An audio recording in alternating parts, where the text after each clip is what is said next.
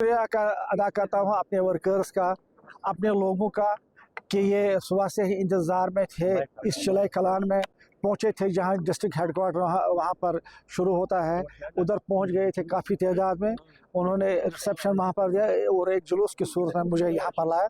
मैं इन कारकुनों का, इन वर्करों का, लोगों का, अपने लोगों का बहुत ही शुक्रिया अदा करता हूँ कि जिन्होंने हमें ये एजाज़ बख्शा और जिन्होंने मतलब इस चिलाई कलान में इतने दूर आगे, करीबन 10 किलोमीटर दूर आ गए थे हमें रिसेप्शन देने के लिए। ये सेशन जो था पार्लियामेंट में, खासकर राज्यसभा में, एक महदूद सेशन था। इसमें सिर्फ 14 दिन का ही सेशन था, जिसमें 5-6 दिन छुट्टियां थी। मुश्किल से 7-8 दिन का उधर बिजनेस रहा। हमने कोशिश की कि जितने भी हमारे बर्निंग इश्यूज हैं रियासती जम्मू कश्मीर के लोगों, खासकर कश्मीर के लोगों के, उनको उठाएं। उसमें ये भी एक मामला था, जो हमारे यहाँ से ट्रेडर्स जाते हैं शाल बाफी करने के सिलसिले में, या जो यहाँ से नौजवान जाते हैं तालीम हासिल करने के मुल्क के दूसरी रियासतों में, या जो यहाँ से मतलब मज़दूर लोग जाते हैं मजदूरी करने के लिए, उनके साथ एक बड़ा नारवा सलूक किया जाता था। लोगों को घरों में बैठने नहीं दिया जाता था, उनसे उनके मारपीट की जाती थी और उनका कोई पुरसान हाल नहीं था। इवन एडमिनिस्ट्रेशन भी किसी जगह उनको पूछती नहीं थी। हम कुछ दिन पहले मेरे साथ जो किशलू साहब थे, ऑनरेबल मेंबर जो किश्तवाड़ से ताल्लुक़ रखते हैं, और जो ओबराय साहब, शमी ओबराय साहब, हमने टाइम लिया ऑनरेबल होम मिनिस्टर से। हमने थर्ड बियर इसमें उनके साथ डिस्कस किया। 2-3 मुद्दे जो था, अहम मुद्दे जो थे, उनसे डिस्कस किया।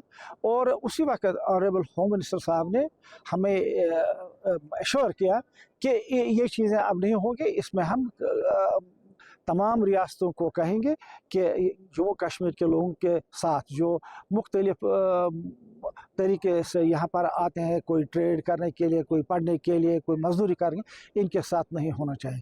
मैं ज़बरदस्त खुश हुआ जब हमने कल सुना कि ऑनरेबल होम मिनिस्टर साहब ने इसमें तमाम चीफ मिनिस्टर्स को लिखा है कि रियासती जम्मू कश्मीर के लोग अब जिस भी मामले के या जिस भी काम के लिए यहाँ पर आते हैं अपने रियासत से निकल के हिंदुस्तान के दूसरे इलाकों में, उनको फुली प्रोटेक्ट किया जाए। उनके खिलाफ जो भी कोई कार्रवाई करे, उनके खिलाफ कार्रवाई होनी चाहिए। और आपने देखा भी होगा, कल बजरंग दल का एक बहुत बड़ा लीडर जो था, उनको अरेस्ट भी किया, उसके खिलाफ कार्रवाई भी हो गई।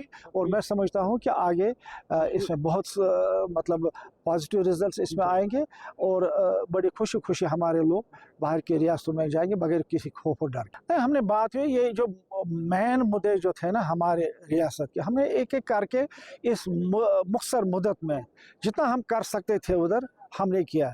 चाहे वो प्रोजेक्ट्स के बारे में हो, चाहे ये जो नारवा सलूक रखा जाता था हमारे रियासत जम्मू कश्मीर के लोग जो बाहर जाते, इवन होटल में जगह नहीं मिलती थी।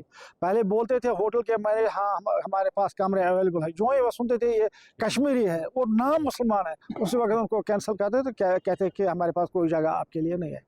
तो बहुत सारे इशूज़ ऐसे थे जो आपने सुने भी होंगे, आपने खुद भी कहा इतने इशूज़ है। हमने एक एक करके जो अहम इश्यूज थे, जितना हम कर सकते थे 8 दिन के इस वर्किंग डेज में, क्योंकि 14 दिन का सेशन था, 6 दिन तो छुट्टी थी। 8 दिन में जितना हम कर सकते थे, मैं और मेरे दो साथी जो हैं, हमने किया। और मैं समझता हूँ बड़ा फ्रूटफुल ये एक सेशन था हमारे लिए, और पहला ही सेशन था। इंशाल्लाह ताला आगे इससे भी ज़्यादा हम काम करेंगे।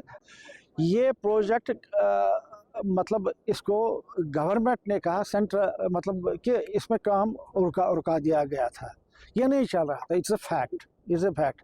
और बदकिस्मती ये भी थी कि अब इसका टाइम भी ख़त्म हो रहा था इसके एग्जीक्यूशन का। इसको मतलब 2 कॉलेज एक ही वक्त अनाउंस हुए थे, एक तो उधमपुर का और यहाँ का। उधमपुर का तो 100% कंप्लीट भी होगा, लेकिन ये जो हंदवाड़ा में जीएमसी चल रहा था, इसका काम कहीं रोक दिया गया था करीबन पिछले 8-10 महीने से। तो हम सबसे बड़ा ये मसला था कि इसको फिर से मतलब टाइम टाइम हासिल करना था, इसको एक्सटेंशन देंगे, अदरवाइज ये लैप्स होने वाला था, हमें ये ख़त्म हमें नहीं मिल रहा था। तो इस सिलसिले में हम जब हम पार्लियामेंट गए, हमने हेल्थ मिनिस्ट्री में इसके लिए बहुत ग्राउंड वर्क किया। हम जो उधर ऑफिसर्स हैं उनको कहा इसमें क्या प्रॉब्लम थी वगैरह वगैरह, और हमें कितना टाइम लगेगा इसको रिकन्स्ट्रक्ट करने में। तो उन्होंने हमारी डिमांड्स को सुना, और हमने जो उधर वहाँ पर दलाइल दिए थे कि हम क्यों मांगते हैं एक्सटेंशन इसमें, तो उन्होंने हमारे से एग्री किया और 2 साल इसको बढ़ाया। ये सबसे बड़ी एक अहम बात थी जो थी, अदरवाइज ये लैप्स होने वाला था, हमें ये मेडिकल कॉलेज नहीं आना था। देखिए ये हुर्रियत का सवाल है, इसका जवाब वही दे सकेंगे जो हुर्रियत के चेयरमैन, उसको भी अब जीने का हक है, उसको भी जीने का हक है। अब उसको 24 घंटे उस पर CRPF, कमांडोज, दूसरे लोग सवार हैं, उसको मस्जिद में भी जाने नहीं दे दें, उसको वाज तबलीग की में भी ममानियत की जाए। तो मैं समझता हूँ कि ये उसकी अपनी एक अपना फ़ैसला था, वो खुद ही समझते हैं कि ये फ़ैसला किस बुनियाद पर उन्होंने किया। लेकिन मैं इतना ही कहूँगा कि उसका जो ये फ़ैसला था इन चीज़ों को देखकर, क्योंकि एक जीने का हक हर एक को है, मतलब इस दुनिया में आके, तो उन्होंने जो कुछ किया तो उन्होंने अपने हिसाब से ठीक ही किया होगा।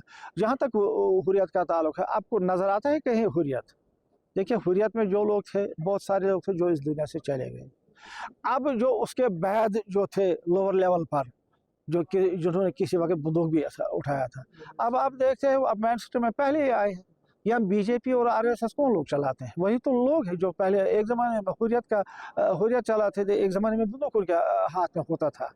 कहीं ना कहीं चेंज आ गई है, नेशनल मेन स्ट्रीम में वो लोग अब शामिल हो गए हैं।